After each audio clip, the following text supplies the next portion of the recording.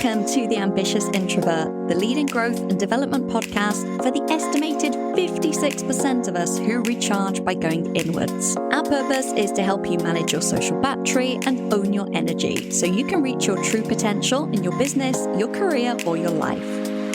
I'm your host, Emma-Louise Parks, a former air traffic controller, entrepreneur, and a success coach with over 15 years experience. I've supported hundreds of introverts like you who dream big and are ready to take action towards making those dreams a reality without compromising their energy in the process. Each week, my guests and I will be sharing tips, tricks, and hacks on how to build your resilience, master your mindset, and cultivate self-leadership. Skills that will help you reach your goals without trying to be someone that you're not. We'll also be sharing valuable lessons and insights from our own personal experiences, all focused on one thing: helping you own your energy to reach your potential. Hello, ambitious introverts. Welcome back to the podcast. I'm Emma-Louise. Today's episode is doubly exciting for me. Firstly, because I'm interviewing an amazing guest, Dr. Clare Emma Wild. Dr. Clare is a coach for quiet leaders, and she helps them to overcome people-pleasing and imposter syndrome so that they can avoid burnout. Now, all of those topics obviously super relevant to you in the audience, and especially so because the reason Claire's so passionate about her work is because of her own experience. She unconsciously people-pleased to feel accepted for so long, and as well as that, pushing away negative emotions that could have come from saying no, that she actually went through 2 periods of burnout. And after the second period, she changed her ways, she changed her habits, and she trained as a coach so that she could support other quiet leaders in really stepping into their leadership journey as a sensitive introvert. Now, obviously, super relevant topic for us sensitive introverts, but even more so because Dr. Clare has been my client for almost 2 years now. So as well as sharing all of her expertise on people pleasing and the way that she coaches her clients using somatics to really get to the root of the problem, we're also going to be talking about her own personal development journey. When Clare and I began working together, she was fresh out of coach school and literally zero business. And here we are 2 years later now. And what she has achieved even blows her own mind. It has been phenomenal. So I think this is just going to be a really great episode I know it's a really great episode because I was there when it was recorded, but I think it's going to be great to listen to for those reasons, for the fact that you're going to be hearing her share so much more about people pleasing, how it affects the body, and some ways to start to overcome it that are introvert friendly, rather than just jarring our nervous system by doing a complete 180. And also because Claire's sharing so much about her own journey, I talk so much about owning your energy and being able to master our mindset so we can really step into our self-leadership so we can achieve those things that we didn't even think were possible for us. And Clare is literally a living, breathing example of that with everything that she's done over the last few years. So I really hope that you enjoy this conversation. It was so fun for me to be able to ask Clare questions as a host rather than her coach. It was really interesting dynamic for us to flip, and we loved recording the episode. Do listen all the way till the end because Claire's way that she owns her energy is so simple and yet so effective. And I was thrilled that she chose this because she is so intentional now in her habits and her practices.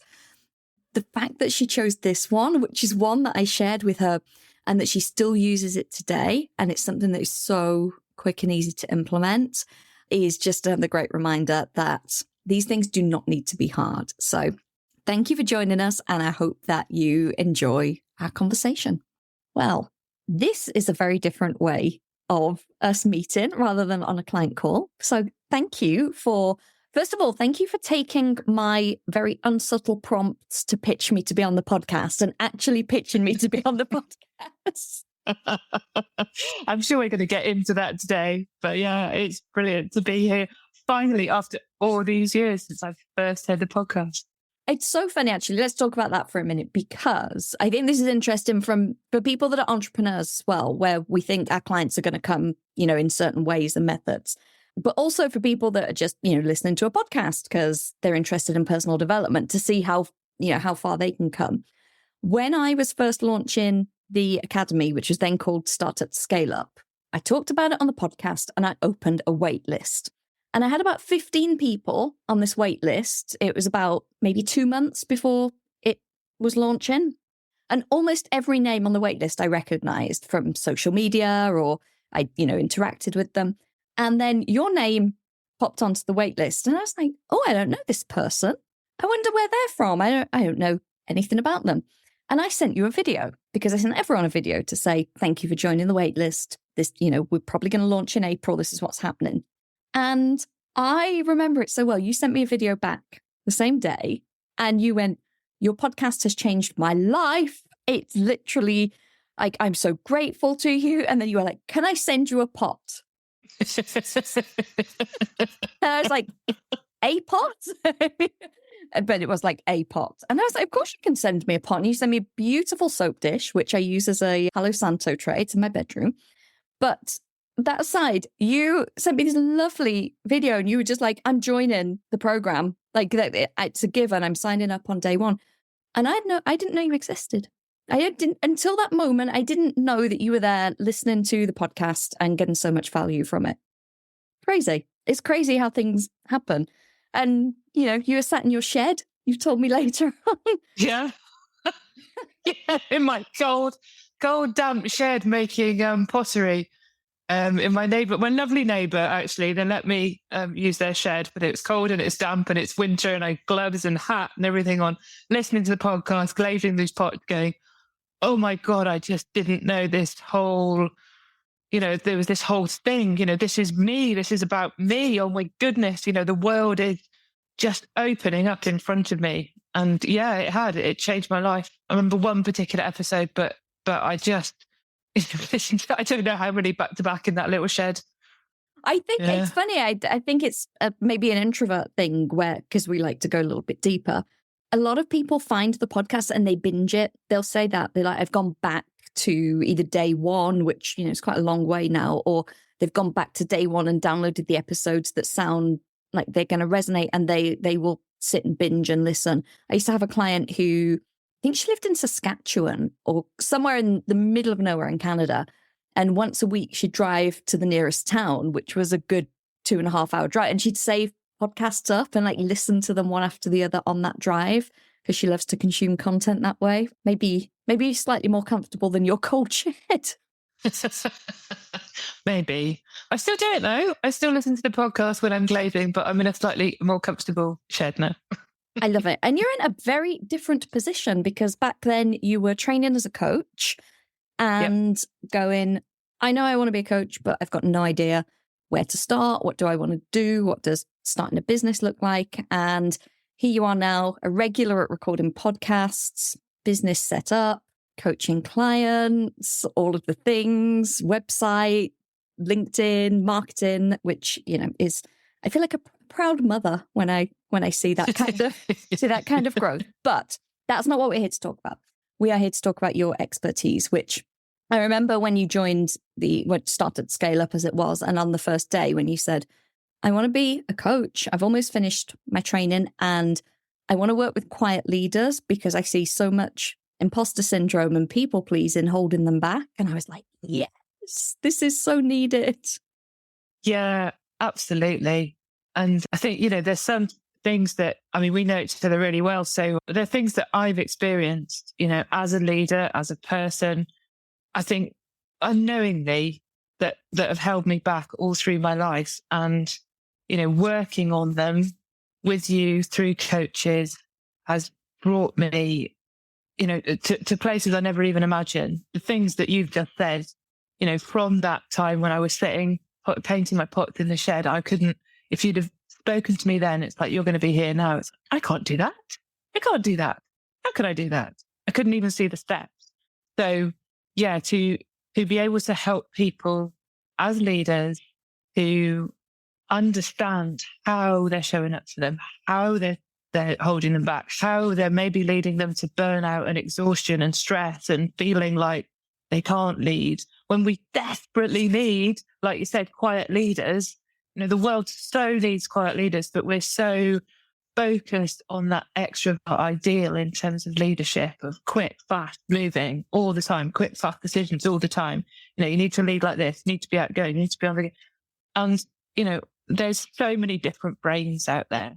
There's the extrovert, quick thinking, on your feet, loads of ideas, brains, but then there's our brains, the introvert, quiet leader brains that think deeply, have amazing ideas, make tremendous connections, can work brilliantly with all these amazing ideas that extroverts come up with.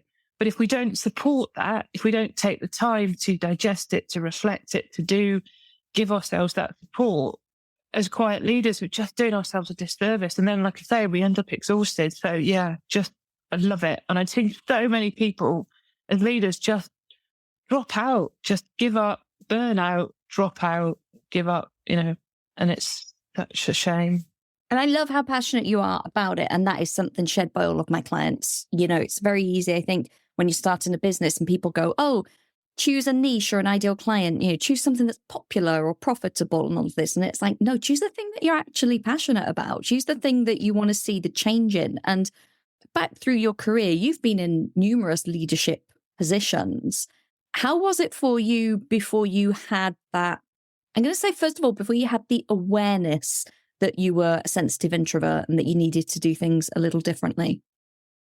Yeah, so it shows up in some really weird ways, and hopefully people will identify with this. But for me, it was, I want to help people, but that, in terms of people pleasing, it almost goes too far. It's not about being kind or being nice or being helpful. It's that need. So I didn't know I felt emotions more than anybody else. I didn't know I was more sensitive.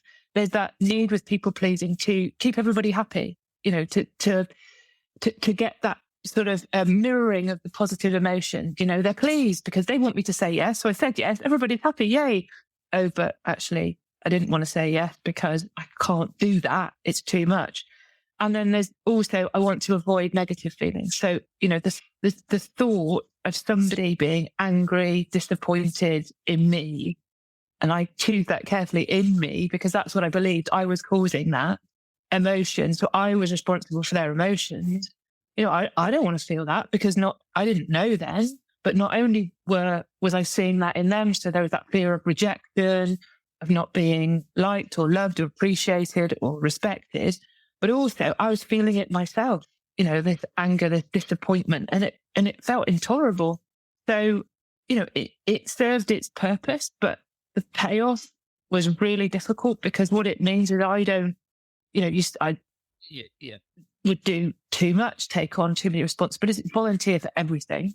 I remember, and I've written about it a couple of times. It's like, I was sitting there one day going, well, I don't have a problem saying no.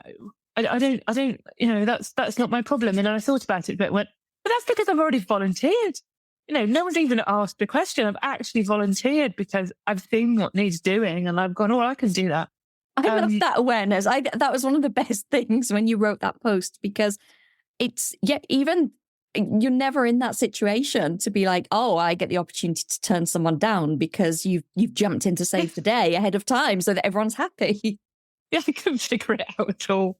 And I couldn't figure out, and you sort of, and you get in this juxtaposition, and I think other people will identify this as well, where you go, so you're trying to please people at work, but actually what you're doing is not spending time at home with whoever's important to you at home. So you please someone and displease somebody else. So you end up in this horrible bit in the middle where you don't know what to do when you don't know how to make a decision about anything, which, I burnt out twice, as you know, and it's not surprising. I just kept pushing myself with that and imposter syndrome making me feel like I was a fraud. Those two work, well, beautifully or horribly together to just keep driving you. So where did can you remember the moment that you went, oh, introversion, high sensitivity? empath, like whichever one it was in particular, do you remember being confronted with the information about something and going, oh, now everything makes sense? Yeah, but in stages, I think. That's so interesting, because I interviewed David Hall for the podcast that it may have aired before this one, and he said the same thing. He said it was like things kept adding up in layers and layers. Yeah, so interesting. Yeah, so I mean, I first had a really good leadership course. I'm sure everyone's been at rubbish ones, but this one was amazing and came out Myers-Briggs INFJ, which is, I know you identified that as well. And INFJ, it's like, oh God, that's the most weird, in inverted commas, of all the types on INFJ, but they have qualities, but they're different qualities to everybody else. Well, that's okay. But I didn't feel that, cognitively got it. And then it's the steps. A friend said to me, are you sure you're not highly sensitive? And then it just starts to sort of peter. And then I read, Stephen King's book. Of course I do. I'm an introvert. And then when my friend said that, who's amazing, she's a businesswoman, she's a ultra runner, and it's like, well, hang on, this doesn't seem so bad because she's amazing. So I read this highly sensitive book. Does it mean I cry all the time? I don't seem to. Read the highly sensitive book. And I thought, oh, but still it didn't feel it. And I think my empathy started coming up in my coach training. I have this really cool story, actually. I don't know if we've got time for it. But we've always got time for a cool story. Bring it on. So I trained during COVID and selling coaching across the interweb, as we're doing right now. So you're all virtual. And I was coaching someone who's now a really good friend of mine. And my legs wouldn't stop jumping up and down underneath the desk. And that never happens. And it was the weirdest thing in the world. And I coached her through this. And I was like, then my other leg started doing it. And it was like I was running under the desk. And I thought, this is weird. I can't tell her this because it's weird. And then I coached her through and I said, just started the coaching session. And, I said, how are you today? How's your energy? How are you feeling? She said, I am so wound up. I'm so stressed. My legs have been pedaling all day. And of course, I couldn't see this. I couldn't see any of it because you just see somebody's torso and you can't see anything else. And I was like, okay, that's really weird. And it took me ages to process that.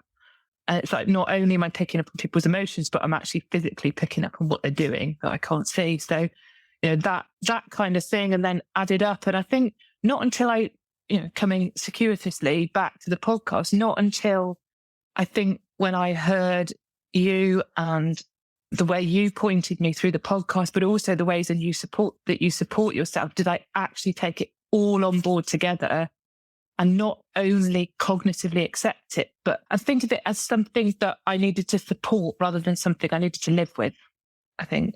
And that was the stages. It's like, okay, I'm this. Okay, I'm this. Okay, I'm this. I don't really like it. What can I do to live with it? And then there's that point where you go, actually, it's not about living with it. It's about being my very best, which means I need to support myself in a different way and see what happens. And that's something that I've always tried to be very clear on in the podcast and, in my other content, that it's not like, oh, well, here's some tips to survive as a highly sensitive, introverted empath. It's like how to thrive and how to manage your energy or own your energy, as, I'm now using, because we don't realize quite often how much agency we have over it. And I know that I remember you saying you were really excited in the early episodes because you were like, no, weighted blankets and all the like energy work and all of these different things that you could like immediately see how they would support you and your nervous system. Yeah, totally. I've got 2 weighted blankets. One's far too heavy, but they're absolutely brilliant. And you can, it's that instant, but also, and I remember you saying very early on, it's small things daily and seeing how that adds and adds and adds.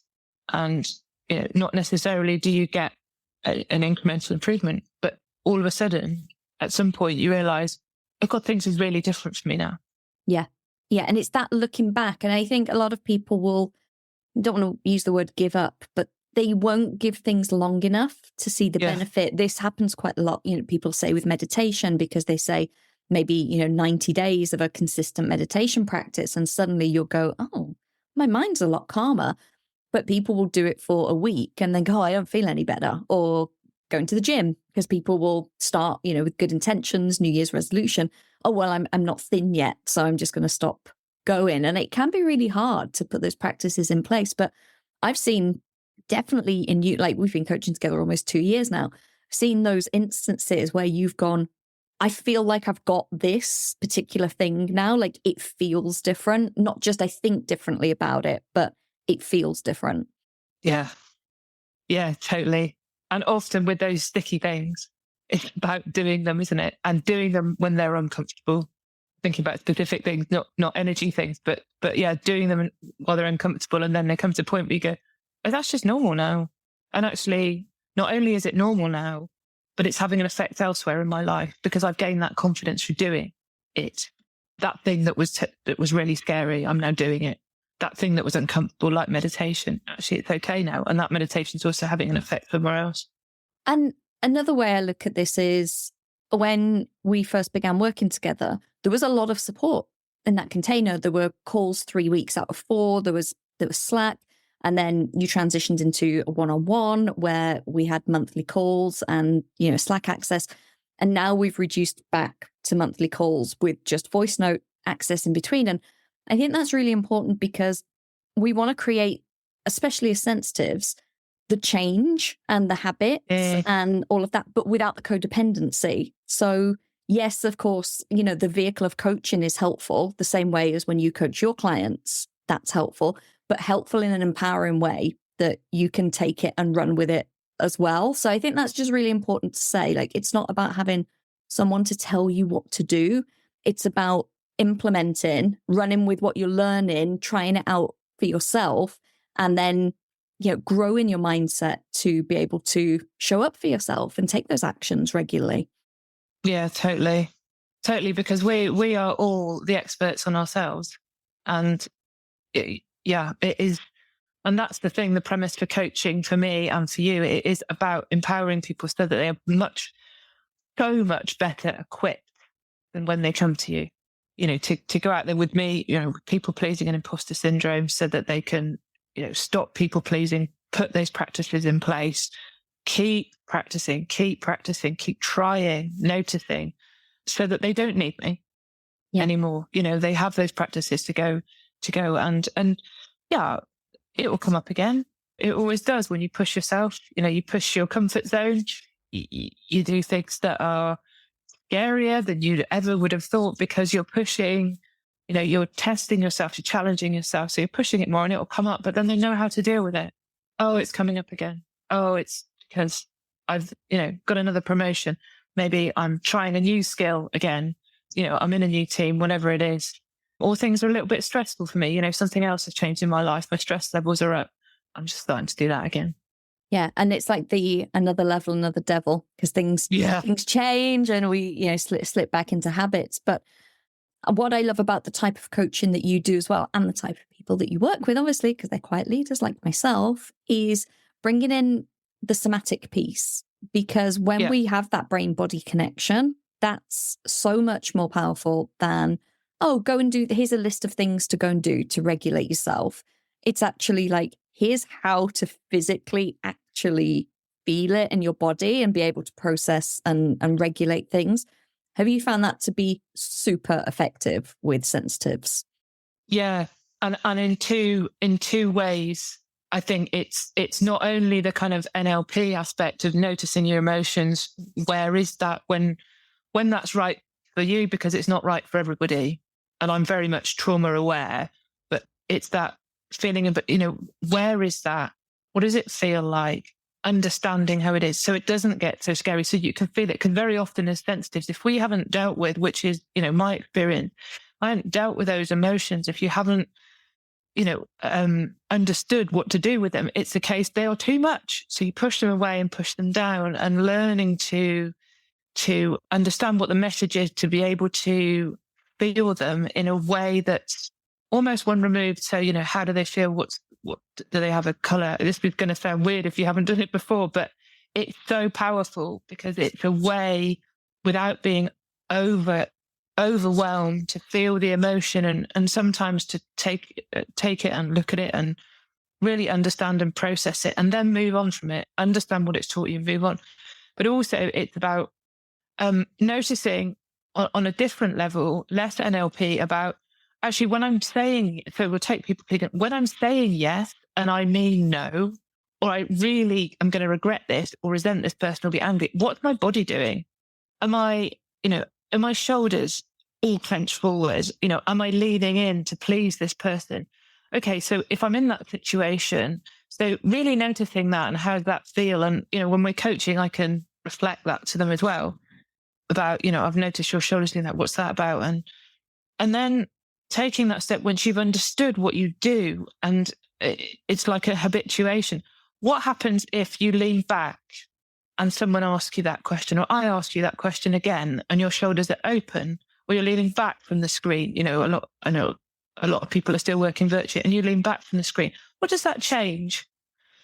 So that awareness, and then also then when you're changing, so I know we'll talk about it a little bit, my practices for understanding what it feels like to say no or maybe or yes, when you mean no or you don't mean no, when you need some space, so you want to say maybe, or actually when you really mean yes. Because often when you people please, you don't know how it feels when all of you wants to say yes, because you say yes all the time. So then what does it mean? What's your trigger for going, actually, I really want to say yes here? So that can be really powerful, and practicing saying no with moving your body at the same time, brings your body and your brain on, for that, firstly, awareness. And then secondly, that practice about that awareness of how you feel, but also, okay, when I say no, it feels uncomfortable, but I can get comfortable with that. I can do this every day and get comfortable, which means I can do it on my own. Then I can do it with really easy situations, and then I can do it with the hard stuff later on. You touched on something really important there, is like having that space to practice it and to feel into it and explore. I think a lot of traditional leadership rhetoric, shall we say, like you say, is more extrovert based, of like think, act, go, do it, and not really giving us that space. As an aside, I will say a couple of things about our coaching relationship. The first is you self-coach this perfectly, because sometimes I'll ask you a question and I can be I'm quite a tough coach. I'll admit that. And you'll fold your arms and then you go, oh, look at that. I folded my arms. What does that mean? Like, you're so aware now of your own body, or you'll be like, oh, I've just done this, or, how interesting. Whereas, a lot of people, and like you previously, wouldn't have that awareness because we're so in our heads. We're so like thinking about the right thing. Whereas you now are so in tune with your body through that type of somatic work and yoga and things, that you will go, oh, how interesting. Look at that. I've just folded my arms. And the other thing that I would say about our sessions, and, most of my clients, there is a lot of silence. People are afraid of the silence, but actually, as sensitive introverts, it's probably, if you're doing this kind of work, it's what you need. And you're not afraid to sit there and take a few minutes, if I ask you a question, to go, let me really feel into this, rather than give me the answer you think I want to hear, or like the good girl answer. Yeah. And it does. It is practice. And I do use yoga a lot. And I've done some other healing, that yoga has really helped. And yeah, that's freed up my body as well. But yeah, and it is the practice and the space and I love that you touched on that, because, around people pleasing, there's a lot of rhetoric about just say no. Just say no. No is a complete sentence. And it's like, for quiet leaders, it's like, what? Oh my goodness. What do you mean? So I'm going to go to my boss that I said yes to, and, all this time, and I've stayed late every Friday night finishing off the stuff. What, I just say no? No is a complete sentence. So it's like, God, I'm going to get sacked. You probably won't get sacked, but, that's the kind of thing that's going through your head. And that permission to say, actually, we are different. There's a reason this is hard. It's because it's hard for introverts, sensitives, empaths, who are people pleasers, or any one of those. And that we've done this all our lives for a really good reason. It's served a purpose. It's allowed us to feel accepted, liked, loved, to get that emotional payoff that we haven't got somewhere else. It's nothing to be ashamed of. It's fine. It's okay. It's done something. now we're going to change it. Well, we can't just do it like that. It's too hard for our nervous system. So taking that, breaking it down, this is about small steps, repeating the steps until that first step gets easy. And then the second step gets easier, and then the third step gets easier. But scaring ourselves to death and then even gritting our teeth and crunching our jaws and just go, no, it doesn't really work. It's so funny. Like the journey they want you to go from jumping in and volunteering before anyone's even asked you to just going, no, as a complete sentence. And like zero psychological safety there whatsoever. But it's really interesting that you brought up repetition. And, you know, this is a lot of our work together has been like this. And I always say, like, repetition doesn't sound very sexy, but it is the thing that works.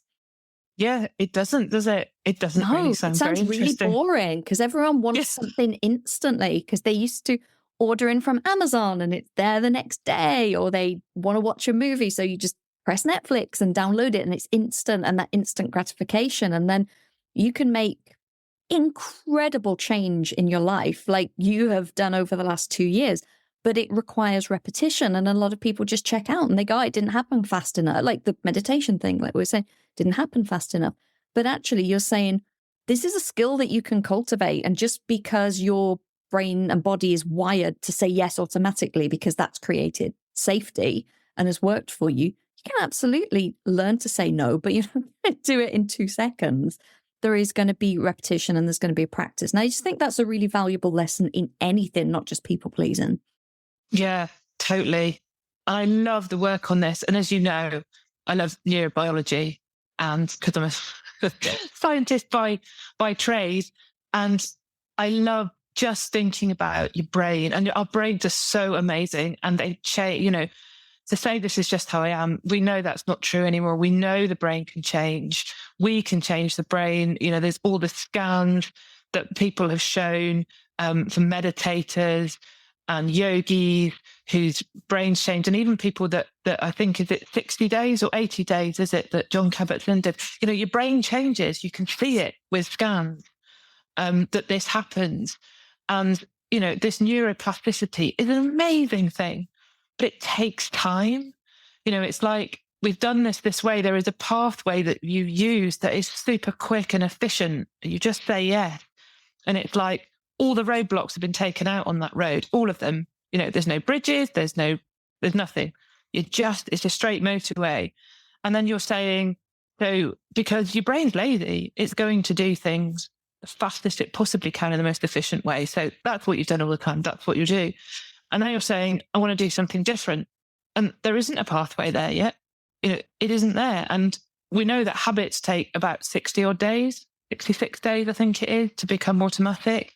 So that new pathway has got to start working, whatever the habit is, whatever the change you're making. And it isn't a motorway. And there's all kinds of roadblocks and holes and bridges and, you know, traffic lights and all kinds of things. And it's hard because there's no pathway there. You know, even from this neurobiology perspective, there's no pathway. So we have to just keep practicing, opening it up until one day it's getting close to being as efficient as the other one. And then one day it gets more efficient and the old pathway doesn't get used anymore. So that doesn't become so easy to use. And you automatically, and that's when the habit starts, you automatically, and I'm doing these arm motions in front of me on a podcast, but hey, never mind. I do that all the time. Forever using my arms and hands. I'm like, no one can. I know. It adds to the energy. It's fine. Yeah. And then your new pathway is the default one. And that's the one that you use. You use the say no in a very polite way automatically, but that takes time. You know, there is a biological change in your brain that takes time. Once you do it and you keep doing it, it's there. And our brains are just wonderful. They are. It's fascinating. And obviously those pathways that are deeper serve us really well, like brushing our teeth every day and, you know, making a cup of tea or coffee without having to call up a list of exactly what to do, because, you know, we can do that super quickly because we've got a really deep pathway. I got a story about this actually when I was a controller. So aircraft fly from point to point. So they fly a route and their route is programmed in and it's points, and these points are made up of letters. So they're words. Some of them are places, some of them are just made up words. And there used to be a point and it changed its name. This happens sometimes. They, changed the route, changed the airspace, and it changed its name. So for the first few weeks, you're like, oh, and you're really having to read it every time, whereas before you would be saying it. And it has been about, oh my gosh, it must have been months, if not a year, that this point had changed. And I was quite busy and I was looking somewhere else and I said route direct and I said the old point name. And the aircraft came back and said, sorry, could you spell that for us? And the guy next to me was like, that's existed for ages. But it was just amazing how, because I wasn't looking, I was still in that, that old pathway that I'd been using for 6 years or whatever was deeper than the one that I'd been using for 6 months. I just slipped back into it. Yeah. Yeah. And you'd used that for such a long time. Yeah. And it's still day there. in, day That's out. the thing. Oh, it's still there now. And that's the one I think of rather than the other one because I used it for so much longer. Yeah. And for me, that's why it's important as well when we are changing, when we're practicing doing something new. It's important to forgive ourselves when we could revert because your pathway hasn't gone. You're building a new one, but the old one's still there. So when you revert, it's like, rather than giving yourself a hard time or beating yourself up, it's like, that's okay. It's okay. I did that. That's in my brain. It's been there forever. It did, it was there for a really good purpose. I was taking care of myself. It's okay. I'll start again. That's all right. I would love to know, let me think how to word this effectively. Ooh. What is your relationship with saying no like today in comparison to how it used to be? Ooh, that's a really good question. So it used to terrify me. Mm. And I used to have all of that stuff about, I was, saying no, what will people think? They'll, what will they think of me? I'm really unkind. I should be helpful. And, they might not speak to me again if I say no to my friends or they won't want to be my friend again. Or, it really brought up a lot of negative emotions around saying no. And I often get in that decision paralysis thing that we coaches talk about, which basically means you don't know how to can't make up your mind because you're trying to please 14 people in one go. And you can't make your mind up because you're not trusting your own judgment, which, for my clients with me, I have good judgment. I get that now. But when you're trying to please everyone rather than trust your own judgment, it's a nightmare. So, and I'd also, get quite resentful when I'd said yes, but, I just get this gripping in my body when I wanted to say no and just completely overthink it as well. Totally overthink it. I could go around in circles making a decision about something and all the pros and cons. And how was I going to say no? That was the other thing. Interesting. How was I going to say no? And thinking about that. But nowadays, I think the thing is, there's still a pause. So it's not like I say no to everything.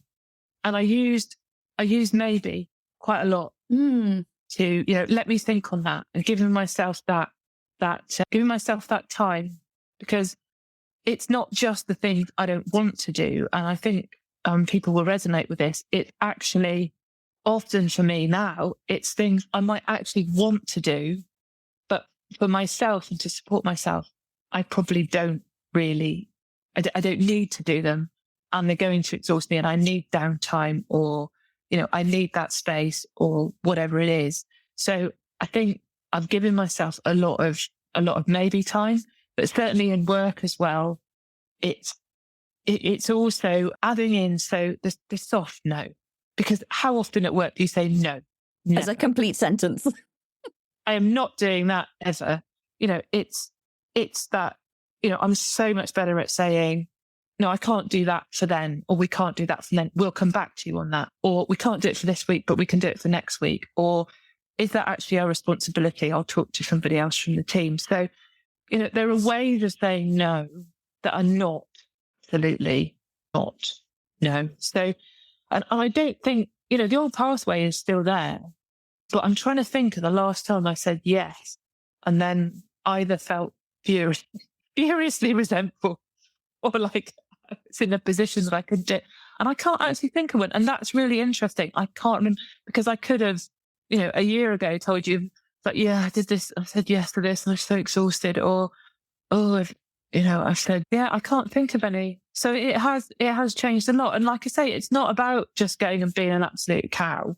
Say no to everything.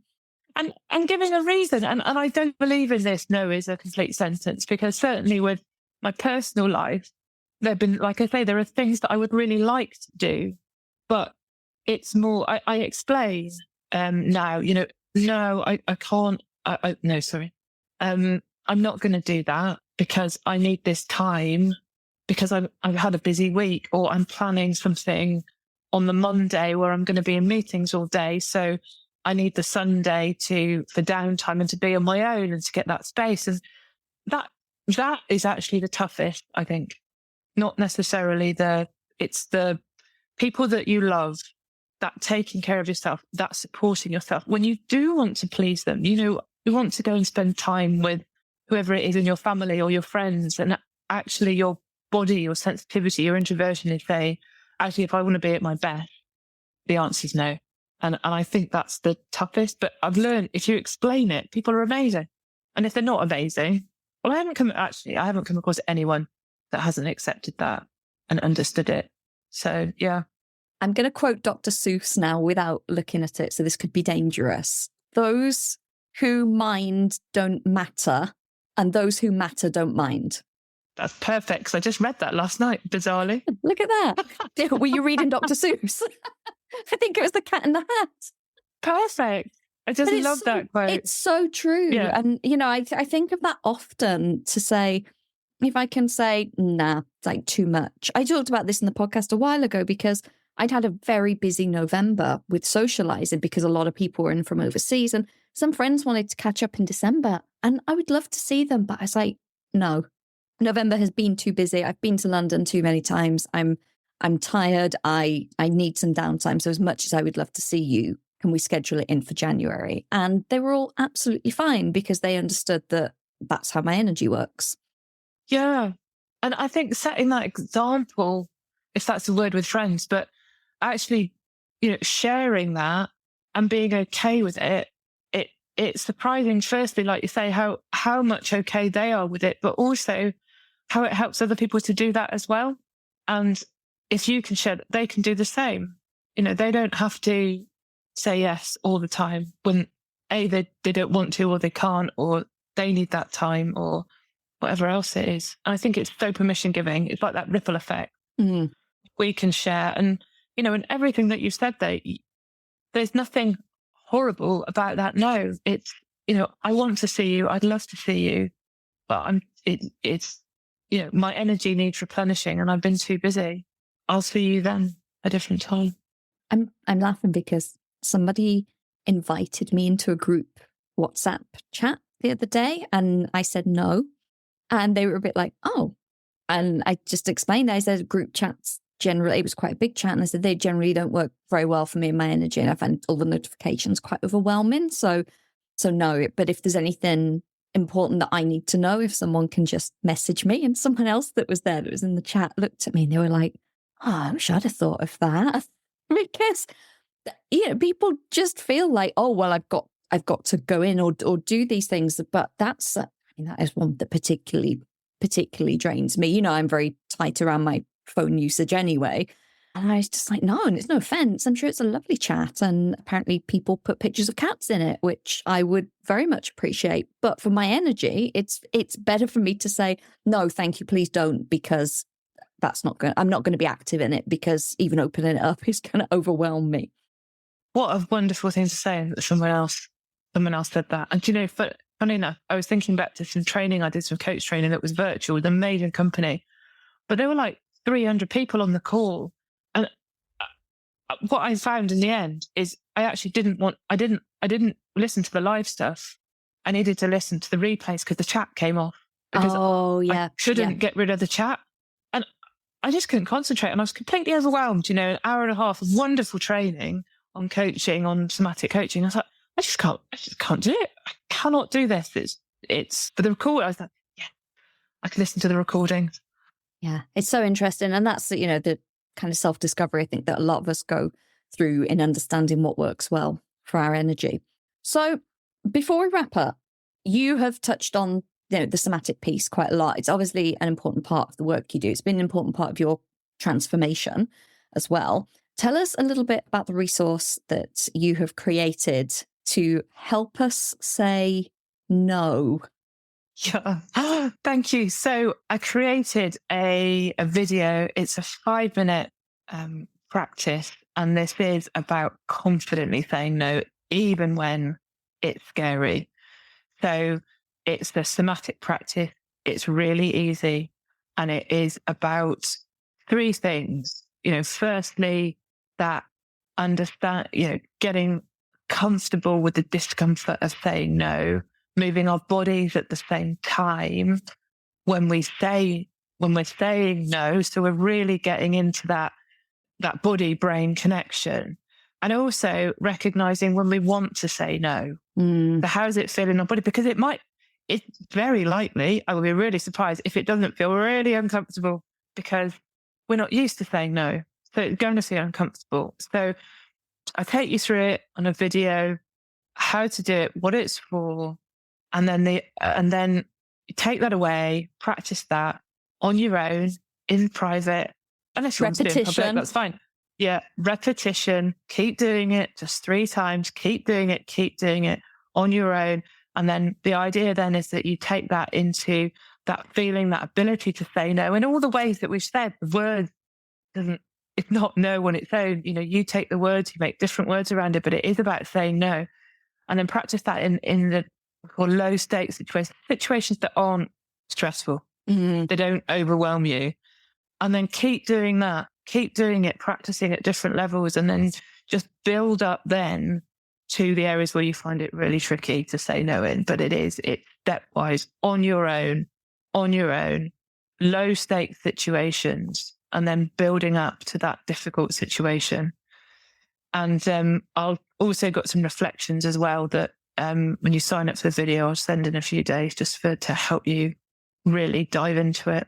I'll pop the link in the show notes, and anyone that has any kind of resistance to saying no to things, definitely download this. The benefits of being a coach is that you get to see all of your clients' work before it gets released out into the world. So I know this is wonderful. So thank you for sharing that. I'll pop that and all of your other links as well in the show notes where listeners can connect with you. But before I let you go, I would love to know, and I know there are many ways that you do this, but what is one way in particular that you make sure you own your energy so that you can perform your best? So I thought about this and all the complicated ways that I can talk about. And, the most simple thing I come back to was a really early exercise that you gave me that I've just expanded a bit, which is lying flat on the floor. And it's really simple. And we started off, and what I do now is I lie flat on the floor in a yoga mat. I started off with 5 minutes, just noticing, and I use that as a meditation. So I just notice my breath, notice the thoughts that come up, the sounds in the room, whatever I'm feeling in my body. I keep trying to so I do use it like a meditation. I keep coming back to my breath all the time, but it starts with 5 minutes. And I'll use it really flexibly. I might do it for 5 minutes. I might do it for half an hour. I might do it for 15 minutes, which is kind of my go-to. But when I feel disorientated, a little bit lost, I know I haven't done it. And for me, doing that, even for 5 minutes a day, really grounds me, brings me back to myself all the time. And like I say, if I haven't done it, I know I haven't done it. And it's so simple. And I'm sure people think, well, that's dead easy.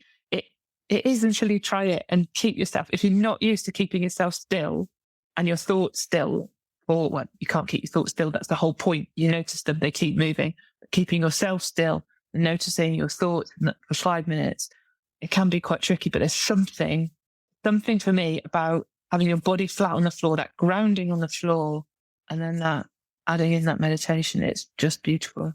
It's interesting, isn't it, that sometimes it's the simplest things that make the biggest difference. And I think a good indicator of whether something's working or not is that when you stop doing it, you notice, and it's that, I haven't done it for a few days. I remember introducing that, and I remember the call afterwards.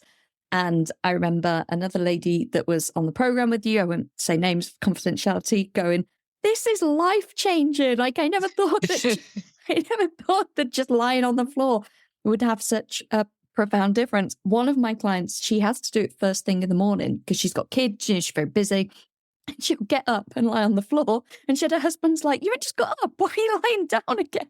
And she's like, this is a different lying down. This isn't like lying down in bed. This is like my grounding lying down. Yeah. And I think it helps some of my joints and things relax as well, because you don't often do that on because I use a hard floor. Yeah. So lying on a hard floor, you don't do that because you're in bed and you're supported. And I can really feel the work I'm doing physically, it benefits that as well. That letting go. It's like a yin yoga doing absolutely nothing. It's amazing. It is. It's like releasing into the earth, isn't it? And allowing yourself to be held by the earth. So I love that you chose that one. Thank you. And thank you for pitching. And thank you for coming on here today and sharing all of your beautiful wisdom with us. It's been lovely to chat to you. And what a different way to chat. It's been brilliant. Thank you. I know. Thank you. Thank you for tuning into this week's episode. I hope that you're feeling expanded to what's possible for you, motivated to take action, and inspired about how you can start to own your energy. I share even more tools and resources on my Introverts Only email newsletter. By signing up, you not only get early access to the Ambitious Introvert products and services, but you also get brand new podcast episodes delivered straight to your inbox every Monday, meaning you'll never miss your weekly dose of introvert-friendly inspiration. Sign up now at theambitiousintrovert.com/newsletter or click the link in the show notes. See you next week.